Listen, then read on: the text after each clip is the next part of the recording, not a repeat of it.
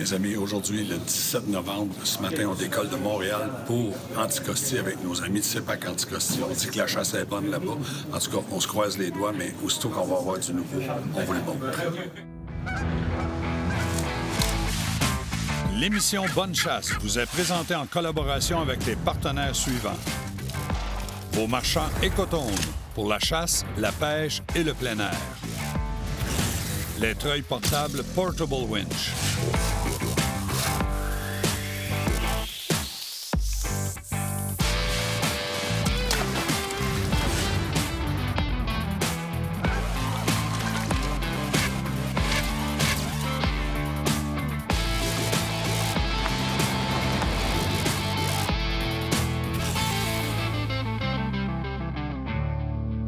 Deschamps Auto de Sainte-Julie nous transporte pour cette émission. Bonjour tout le monde et bienvenue à votre émission Bonne Chasse. Aujourd'hui, on parle de chasse au chevreuil sur l'île d'Anticosti et je vais chasser en compagnie de Kenny. Alors, on va se relayer caméra carabine, vous allez voir, c'est vraiment plaisant. Ce qu'on s'est donné comme mandat, question de continuer de respecter le ratio mâle-femelle. Étant donné qu'on a le droit à chacun 2 chevreuils, on va récolter premièrement une femelle et après ça, on aura le droit au mâle. Mais on se met un devoir de récolter la femelle au début. Alors, on a eu des températures vraiment tempête de neige, des grands vents. On a perdu une journée et demie de chasse, mais on va se concentrer avec tout ce qui nous reste comme temps pour récolter le plus de chevreuils possible. Mes amis, on va aller voir ensemble ce qui se passe juste avant de rentrer dans le bois. On visite souvent la Belle Auberge qui est à Port-Meunier.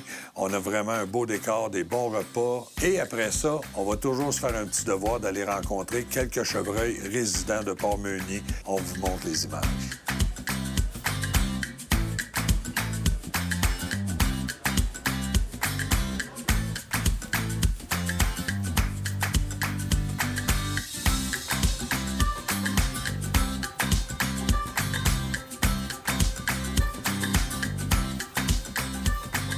Ça, c'est les premiers contacts qu'on a avec les chevreuils quand on arrive avec nos amis de CEPAC Anticosti.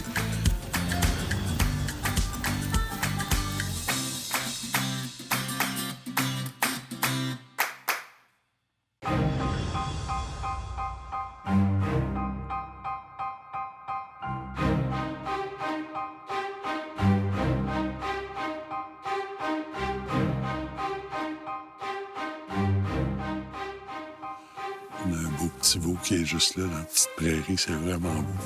Je pense que c'est le plus beau paysage quand il y a de la neige puis qu'on chasse le chevreuil. Tout est plus beau, tout ressort. C'est vraiment, vraiment cool. On va continuer à marcher un peu.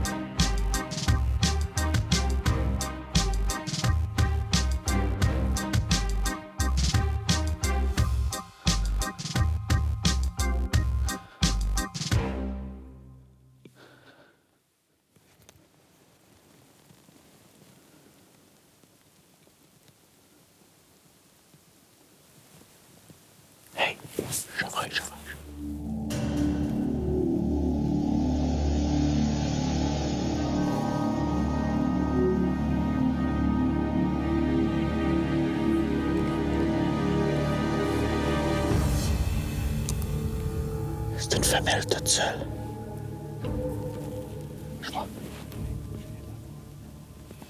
vais en prendre celle-là.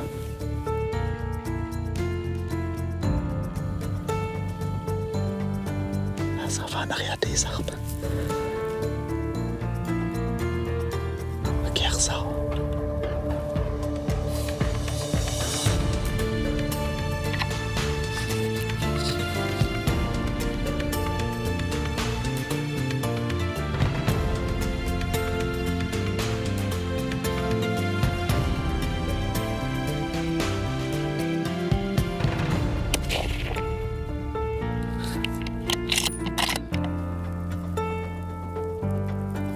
de tomber. Oui, monsieur.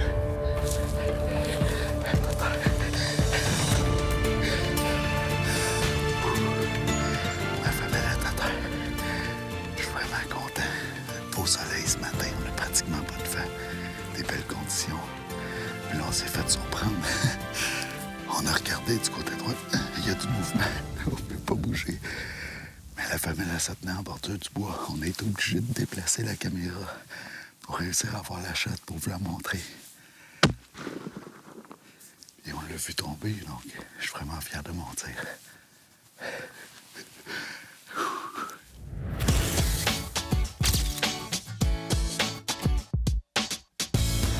Là, il y en a plusieurs qui se demandent qu'est-ce que j'ai dans les mains. Bien, c'est des bottes haute taille, si on veut, des bottes qui servent à la pêche. Pourquoi des bottes de pêche dans une émission de chasse? Bien, moi, je peux vous dire que j'ai sauvé beaucoup de vêtements, surtout de pantalons de chasse, parce que quand j'ai récolté mes orignaux et que j'ai à les éviscérer, j'enlève mes bottes de chasse, j'enlève mes pantalons de chasse et je vais enfiler une paire de bottes de pêche qui est bas de gamme, pas besoin de payer cher pour ça. Et c'est des bottes qui vont vous durer longtemps. Avec la hausse à pression ou encore juste à l'eau, on va nettoyer facilement le sang ou les éviscères qui auraient pu toucher aux vêtements. L'autre truc aussi, des grands gants. Des gants qui vont servir à l'insémination des vaches, si vous connaissez un vétérinaire qui travaille du côté des vaches, ou encore dans plusieurs boutiques chasse-pêche, on les a. Les gants d'éviscération avec un petit gant caoutchouc pour avoir une bonne dextérité manuelle. Avec ça, on va sauver nos pantalons, nos bottes de chasse. On vient de sauver des gros sous. Avec les grands gants qui montent jusqu'à l'épaule, on va sauver nos manteaux. Mes amis, l'investissement vaut la peine et je vous garantis que vous allez ressortir de là propre comme un sous-neuf. La gang, je vous dis que vos marchands écotones, eux autres, ils vous souhaitent bonne chasse. Ouais, ça fait déjà plusieurs minutes, une quinzaine de minutes, peut-être bien, qu'on a tiré. Là, j'étais assez anxieux, j'ai hâte d'aller voir ça. Je l'ai vu tomber, donc normalement, elle ne devrait pas avoir bougé de là parce que j'ai toujours jeté un œil. Fait que, on va aller voir ça ensemble. Oui, monsieur. En plein ça. Le premier coup que c'est couché ici. Elle a peut-être fait 2 pas pour venir faire ses derniers souffles. Puis avec le temps qu'on y a laissé, là, elle nous a quittés. Une belle femelle. Une femelle d'1 an et demi environ. Je pense que c'était une belle décision. Je suis vraiment fier aussi du tir. Un tir qui a été mortel. On peut le voir ici, là. Shot soit au cœur ou le bas des poumons. Donc, vraiment content. On avait quand même une belle distance là, pour le tir, mais j'étais bien à côté. Puis l'importance de pratiquer. En arrivant ici, on est allé au champ de tir. J'ai tiré 2 coups, donc j'étais vraiment sûr de ma shot. J'avais pas besoin de penser. J'avais juste à prendre mon temps, prendre mon tir. Puis le résultat, bien, vous le voyez. Un gros merci à CEPAC Anticosti.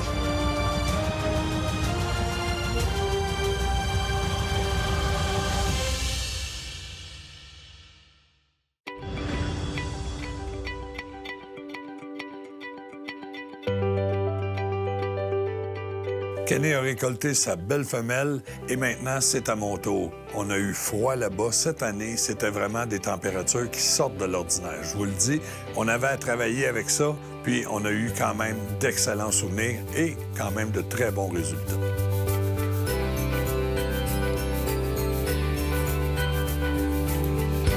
Il fait vraiment froid ce matin. C'est le matin le plus froid, je pense, qu'on a eu. Et on était gelés un peu dans la cache, fait qu'on a décidé de monter le chemin en s'en allant vers le camion en marchant. Ça va nous réchauffer un peu, puis on va prendre un petit 15 minutes dans le camion, puis après ça, on va repartir, puis on va retourner. Mais c'est le meilleur moyen de se dégeler, de marcher un peu, parce que ça dégourdit. Mais on sait jamais. Sur le bord du chemin ici, ça arrive de temps en temps qu'il y a des chevreuils à regarder les traces, là. Moi, je cherche la machine qui fait les traces.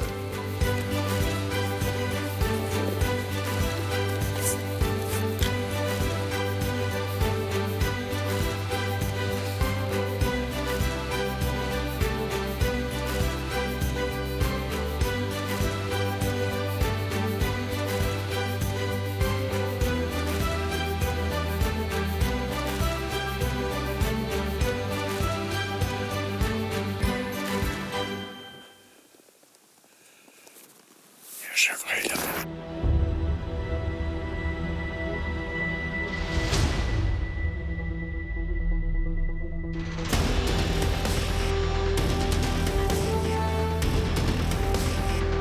Ouais, c'est une grosse femelle, c'est ça qu'on cherche.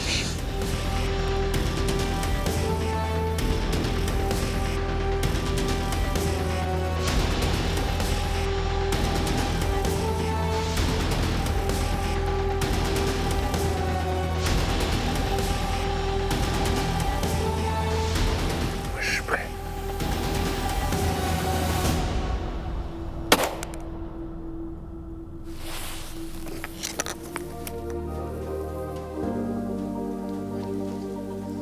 Yes, c'est tombé.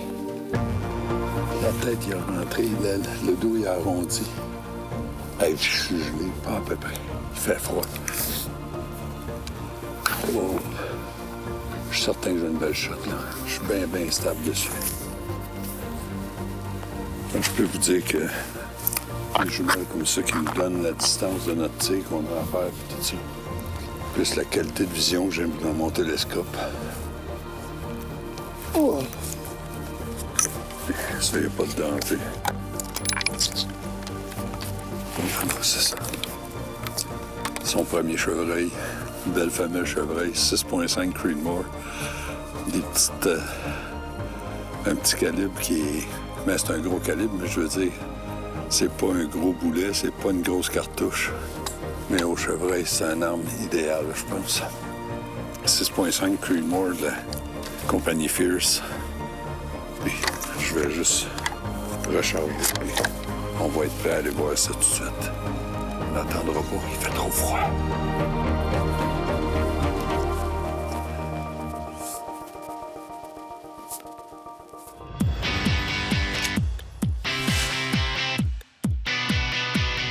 Au fur et à mesure que les capsules passent dans l'émission, vous vous apercevez qu'on y va toujours avec la plus haute gamme, les plus grosses stratégies pour améliorer le plus possible votre précision.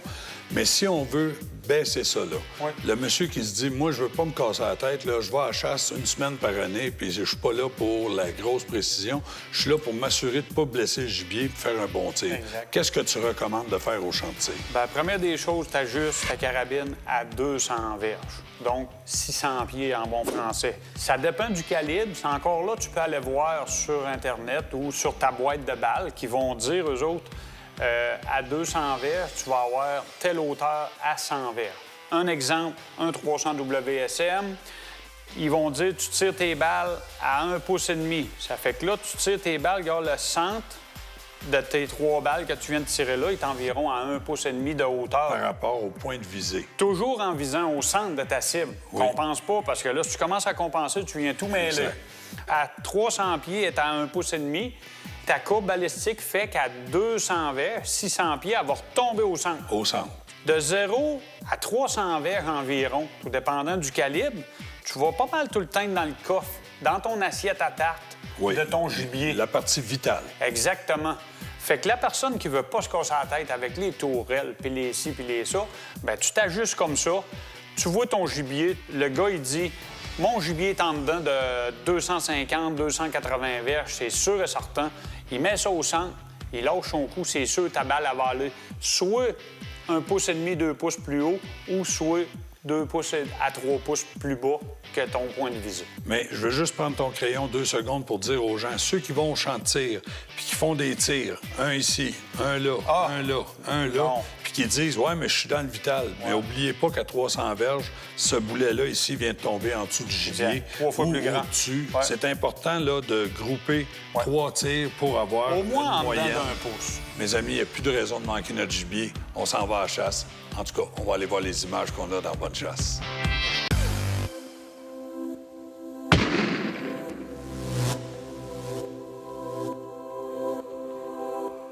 Le point de repère était pas dur. Le petit épinette qui est là, qui était couché, était juste en arrière, d'après moi. Le point d'impact doit être dans ce coin ici.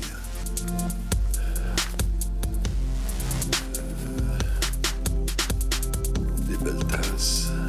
Des belles traces. Ah, il y a du sang, là. Il y a du sang ici. Venez voir. Regardez, du beau sang clair, c'est une belle shot de poumon, c'est sûr, ça. Fait que, ce qu'on va faire, je vais laisser ma carabine là, parce que regardez comment c'est sale, là. Mais on va aller chercher cette femelle-là, bon, pour la sortir ici. Parce que le caméraman trouve ça dur de marcher dans le bois avec la grosse caméra. On va chercher ce bombi.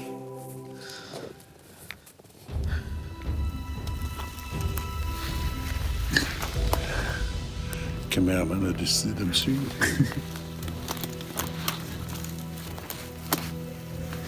Il y a du beau sang clair partout.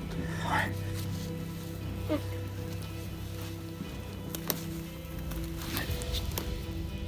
Mais là, juste ici. Elle a fait à peu près 60 pieds en ligne droite, mais je peux vous dire que c'est plus facile pour eux autres que pour nous autres marcher ici. Elle est juste ici.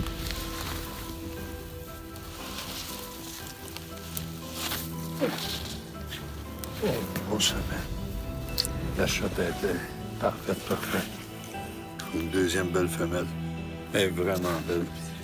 Je suis vraiment fier de mon tir. Beaucoup. Regardez, si on met la patte comme elle va, là, comme ça, la shot est juste ici. Merci aux partenaires qui me donnent la chance de faire ce métier-là, puis de me donner la chance d'avoir des bons outils aussi. Malgré ça, ça arrive des fois qu'on en manque pareil. Mais pas souvent parce qu'on pratique.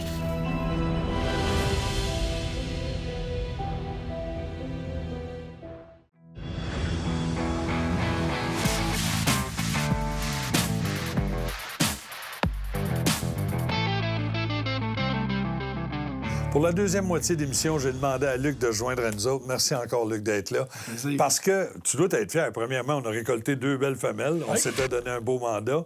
Mais tu as aussi réussi à faire une chasse à Tommy qui est vraiment extraordinaire. J'aimerais ça que tu me l'expliques vite. Écoute, l'objectif à la base, c'était de récolter nos femelles tôt en saison, soit à lac. Tommy, d'ailleurs, avait récolté aussi sa femelle à lac. Là, on se concentre sur les mâles matures. Puis Tommy, ça fait 3 ans qu'il laisse passer des mâles, des 2 ans et demi, 3 ans et demi. Il est vraiment sa coche. Puis là, cette année, il a eu l'opportunité de récolter son mâle mature, puis c'est une chasse vraiment exceptionnelle. Toi, t'as embarqué sa caméra. Sa caméra, puis je peux vous dire que j'ai trippé autant que Tommy, sinon plus. Hey, mes amis, Tommy, il faut le mentionner, un jeune homme de 15 ans accompagne son père à la chasse depuis l'âge de 4 ans. Son père est décédé dans les dernières années, il y a 3 ans. Tommy s'est donné un devoir de continuer la chasse, puis Luc a pris en relève. Puis je peux vous dire que ça a donné des beaux résultats. On va aller voir les belles émotions qu'il vit.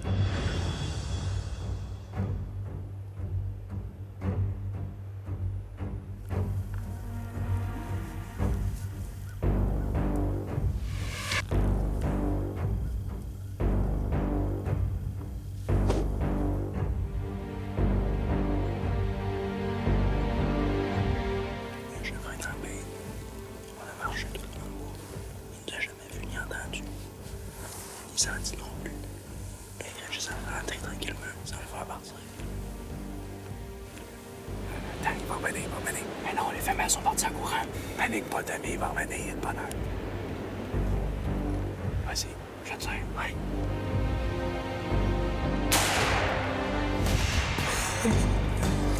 Je viens juste de tirer mon plus gros buck à vie ever, là. Ça, c'est un gros. Full clarté en plus. J'espère que ma shot est belle, là. Hey, c'est un beau bas qui est large, j'ai des belles pines, c'est un 8 points. Il y avait un femelle, je l'ai vu rentrer dans la bête.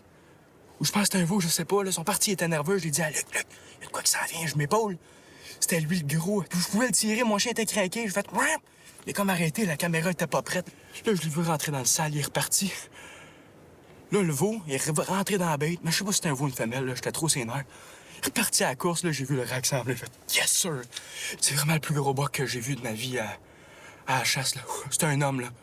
C'est un homme. Puis de la façon qu'il réagit, j'aime ça. Puis j'ai mis ça direct à la bonne place, là. Je vais appeler ma mère, mon frère, tout le monde, là. Je pense que je vais appeler le Québec au complet. Je capote.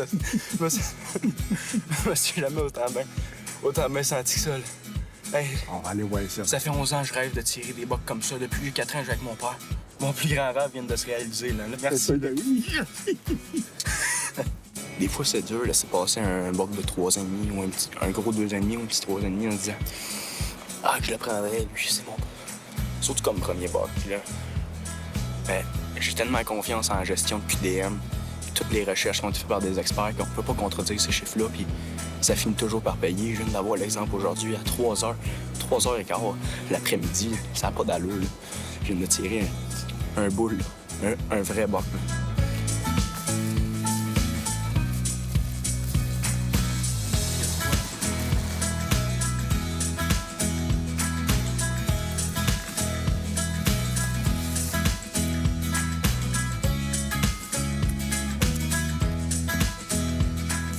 Il est-tu là? Bien sûr!